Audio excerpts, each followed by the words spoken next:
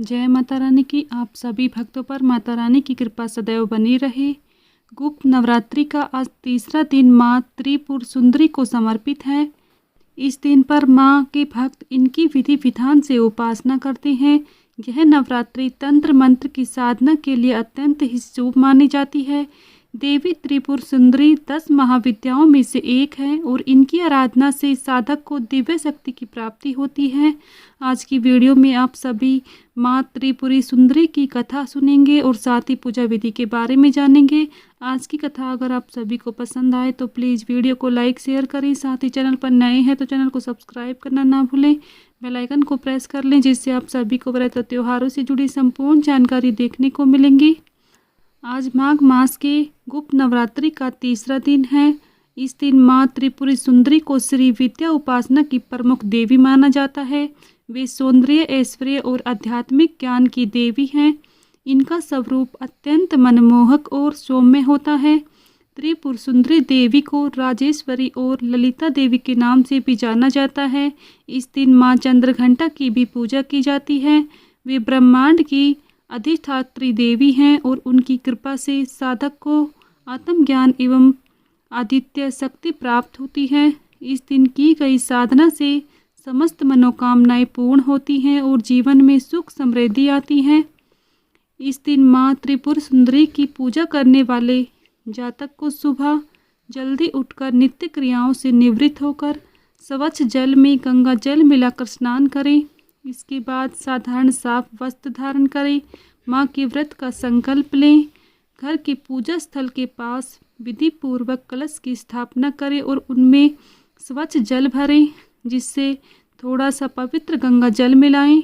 इसके साथ ही कलश के मुंह पर आम के पत्ते रखें। माँ की पूजा शुरू करने से पहले पूजा स्थल पर माँ त्रिपुर सुंदरी की प्रतिमा या चित्र जरूर लगाएं, क्योंकि ऐसा करने से आपको माँ का ध्यान करने और उनको भोग अर्पित करने में आसानी होगी।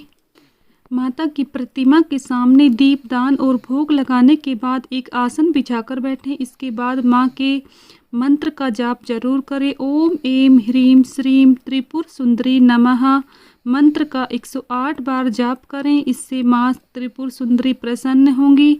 इसके साथ ही त्रिपुर सुंदरी चालीसा या श्री सुक्तम का पाठ जरूर करें।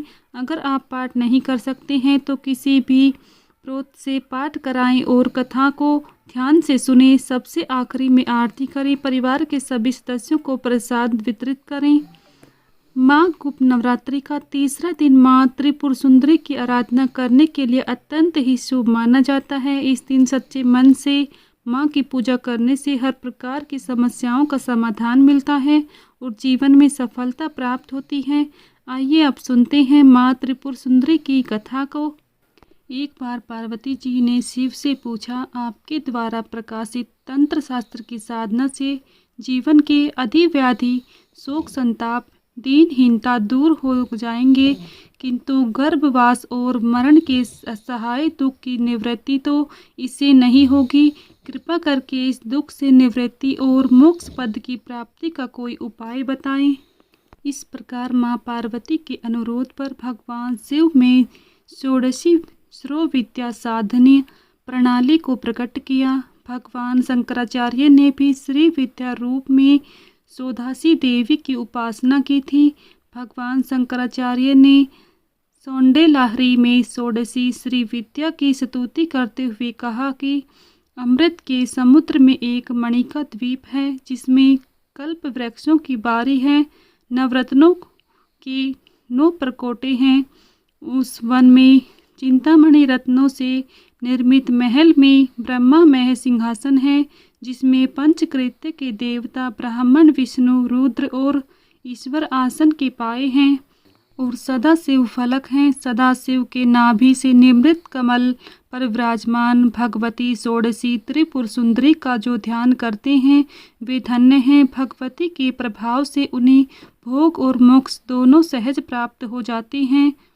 पौराणिक कथा के अनुसार देवी सती की मृत्यु के दुख में भगवान शिव के ध्यान मगन रहने के कारण तीनों लोगों के कार्यों में रुकावट होने लगी। तब सृष्टि के हित के लिए इंद्रदेव ने कामदेव को शिव का ध्यान भंग करने के लिए भेजा।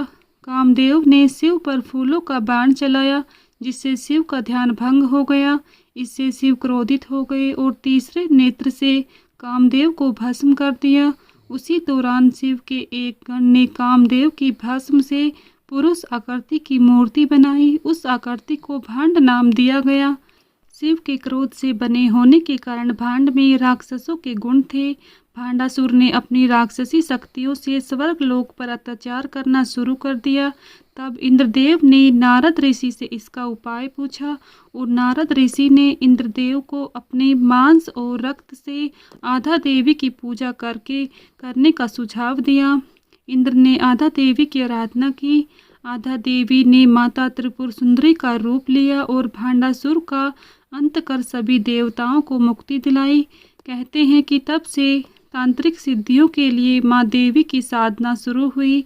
भगवान शिव की नाभि पर कमल पुष्प पर बैठी देवी त्रिपुर सुंदरी की सच्चे मन से आराधना करने से सभी मनोकामनाएं पूर्ण होती हैं। प्रेम से बोलिए माँ त्रिपुर सुंदरी की जय। अगर आप सभी को हमारी यह कथा पसंद आई है तो प्लीज़ वीडियो को लाइक शेयर करें। साथ ही चैनल पर नए हैं तो चैनल को सब्सक्राइब करना ना भूलें। बेल आइकन को प्रेस कर लें, जिससे आप सभी को व्रत और त्योहारों से जुड़ी संपूर्ण जानकारी देखने को मिलेंगी। मिलती हूँ नेक्स्ट वीडियो में, तब तक के लिए सभी को जय माता रानी की।